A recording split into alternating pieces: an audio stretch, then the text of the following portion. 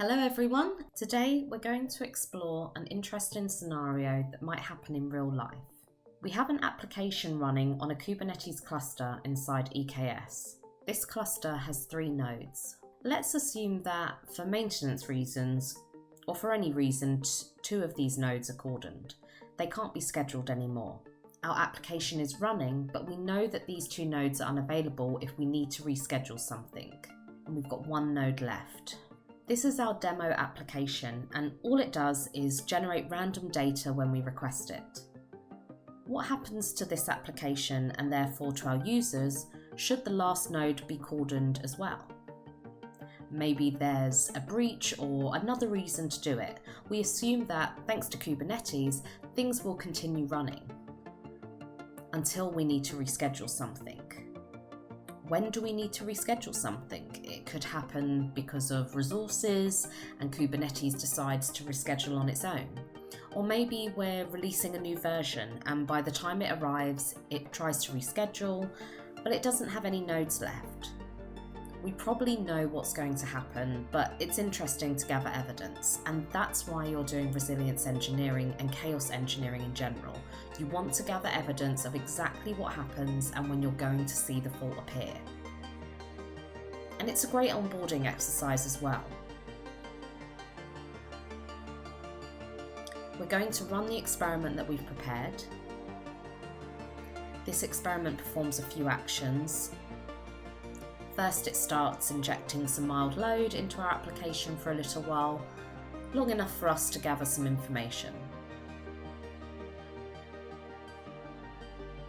While it does that in the background, we cordon the last available node, then we pause to give some time for this operation to happen. Finally, we terminate a pod to stimulate a lack of resources or a new release, and to let Kubernetes try and reschedule it. At the end, we're going to uncordon the nodes that have been cordoned.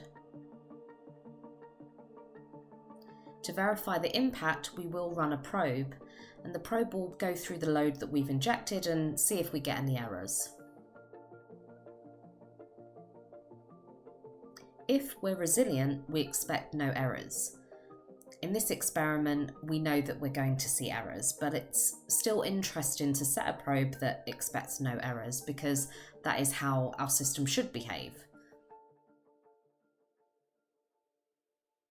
Now, we'll run the experiment and we'll run it from Reliably's cloud. We'll add an environment that declares the variables required to talk to this cluster.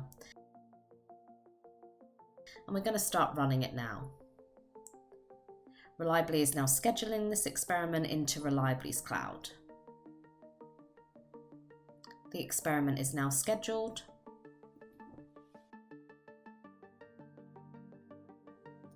So our experiment just started.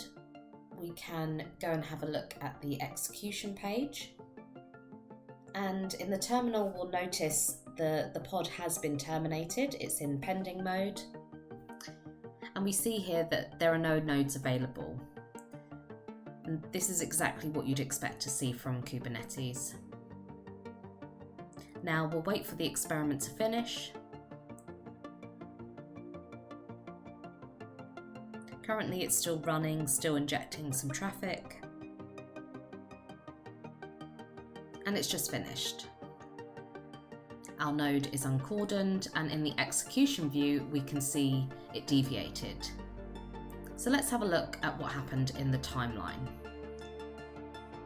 First, we cordoned a node, then we waited for 5 seconds, then we terminated a pod, we did terminate the producer pod, then load injection finished, and we did have lots of failures, which is not a big surprise, obviously. So our steady state hypothesis, our verification if you want, was wrong. It returned false because it wasn't expecting any errors from this load test.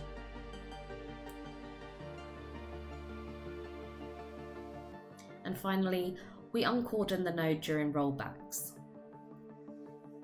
This experiment has shown us something we probably knew already, But now we not only have a confirmation, but also traceability and visibility. You could expand this experiment, for example, by adding alerts. Did we get the alerts we wanted? What alerts were triggered when it happened?